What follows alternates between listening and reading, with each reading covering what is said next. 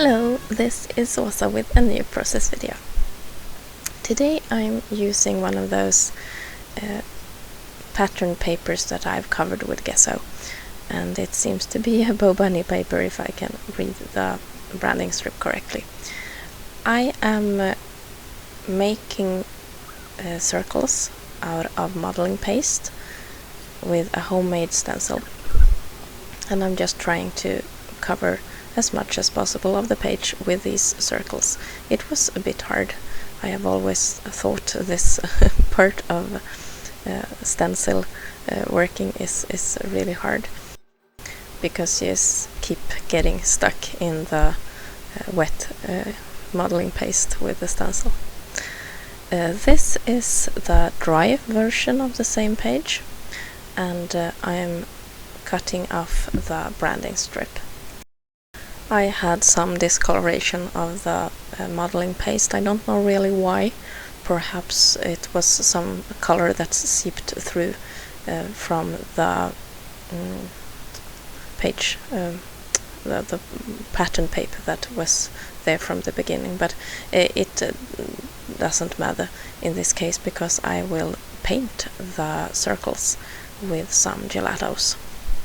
I'm picking the color directly from the gelato stick with my water brush, and it works perfectly. So I just use it as any watercolor. And this, I think, is the metallic mint, a really nice color. I am not that fond of the metallic sheen, but the color is lovely. At this point I didn't really know where I was going with this page, so I just kept adding more and more color in the kind of the cold spectrum, cold green and blues, and I will also continue with some more blue colors. When I started doing mixed media about a year ago, and I bought my first tub of modeling paste, I thought that would last forever, but now it is empty, and I have gotten myself a new kind. The first version that I used was the Liquitex, and now I have a different one. I think it's Winsor & Newton, and it behaves a bit different, and I think that it's a bit more rough, or the grains are a bit larger, but I think it will just take a couple of times, and then I'll get used to it. And it's been really fun to play with. I have enjoyed modeling paste and stenciling a lot. I think that modeling paste and stencils work a lot better than I have done with the paint and stencils. Now I will use some packaging and some yellow gelato to spice this background up a bit more, and after doing that, the background is finished. So on top of this I will place a photo block, and the photos that I've been choosing are from winter, or more like towards the spring of winter. We had lunch in the garden, hot dogs, and we pulled out these sheets, what's they're called, like thermo sheets to sit on, and just dug a nice bench, a trench in the garden, and we sat there, and the kids just enjoy eating outdoors, and so do I, and it becomes really festive to sit there, and you bring the basket and all the stuff that you need for lunch, and just enjoy being outdoors. Everything tastes better when you're outdoors. And I took a couple of photos of the kids. they have sunglasses, because the sun was obviously shining, and the snow reflected the sunshine so much that they needed sunglasses. And that's always a nice sign of spring when that happens. I went to my folder of blue and green scrap papers, or scraps, and I found these from a collection pack that I got for a birthday gift a while back. They are kind of the baby boy-ish kind of papers, and I haven't used them much, but obviously I had some scraps so that I could just use them for this page, where the color scheme fit perfectly with the blue and the lime green that I had also added on the background. So I will be doing some layering here with just like I normally do, tape on the back side. And I had a branding strip there, or no, it's a strip of that striped paper that I'll be using later. And I try to line up the different pieces so that it looks like they continue beneath the photo block, but it doesn't. I always try to save paper, but really, why? But it's some kind of just a feeling that I can't just layer 10 papers on top of each other. That's a waste of paper, and I do get a lot of scraps, but that's how I do. And as you see here, those papers fit perfectly with the background colors. Now I will place this together, and I will also do clusters for some embellishing around the edge of the paper. If you watched my last video, I was doing some title work with a tablet and a program or an app called Sketchbook Express, and I will use one of those titles on this page as well. And I won't show how I did the title, but it's the same process as in my last video. So if you want to see how I did that, just go back to the previous video, and there will be a really thorough explanation of the different steps.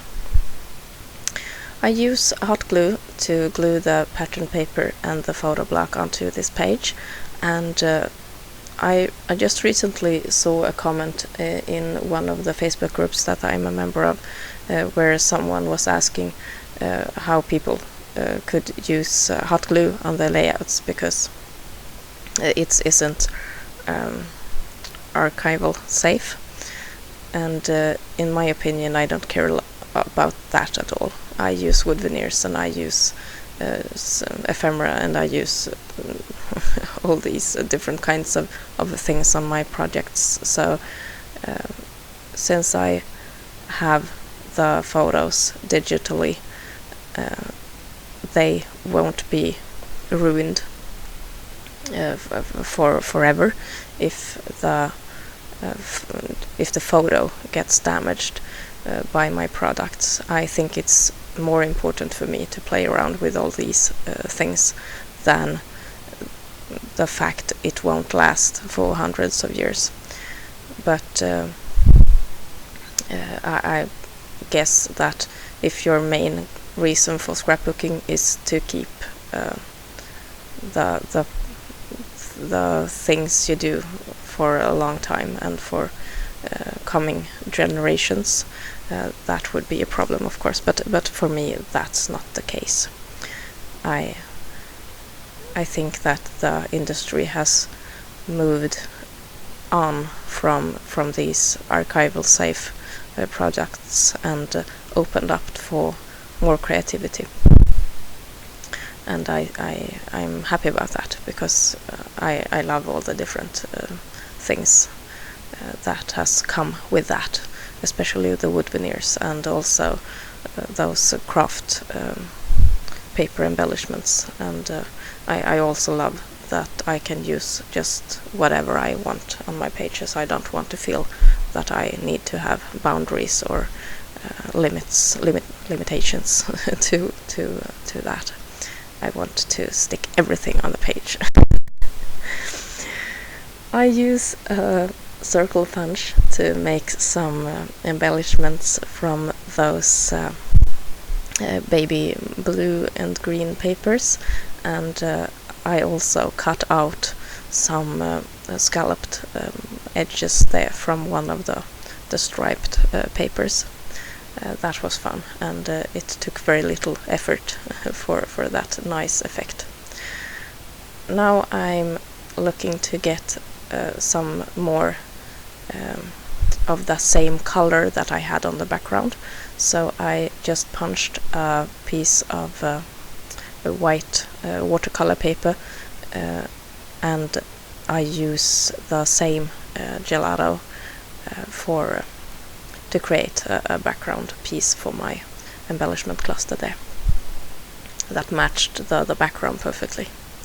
It's a bit more yellow than the green in the photos, so that's why I thought I needed to bring it into the cluster. And I'm just layering the circles and the circle segments there to form a kind of a bubble. And I'm placing it directly onto the photo. I really liked how I was able to place those two photos so that it looks like one photo. I cut out my son in the left one, and then I could just place the second photo so that it looks like it's one piece. Here is the title piece for the page that I spoke about earlier.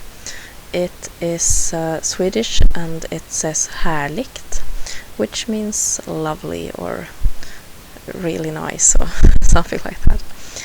And you see here, just like in my previous video, the title is hand drawn, and you see the small gaps in between the different lines that I drew, and also you see that the edges there, like the top of the T and the top of the H, are a bit rugged, since I have drawn several lines to form the letters.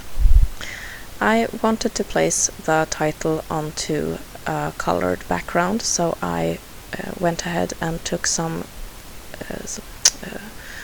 thin washi tape in the same color as the background, and placed them below the photo block, just so that the title has something to stand on. It gives a really nice kind of grounded impact on the page. And then I just glue the title pieces with my liquid adhesive. I had to cut a dot for the second letter there. It's one of those Swedish letters that has dots and above them. So this is it looks like an A, but it is an A. It's a different sound, really. It's more like the vowels in hair. So we have a special letter for that. If you want to compare this sound with one of the other letters, it's more like an E than an A, really. And when I was a kid, I had problems figuring out which letter should go in which word, so I often wrote E when it should be this letter, and vice versa. The finishing touch of this page is a couple of black dots made from perler beads. Yeah, this is the finished page done.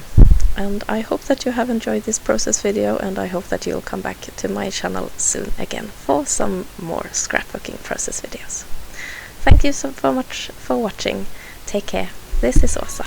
Bye.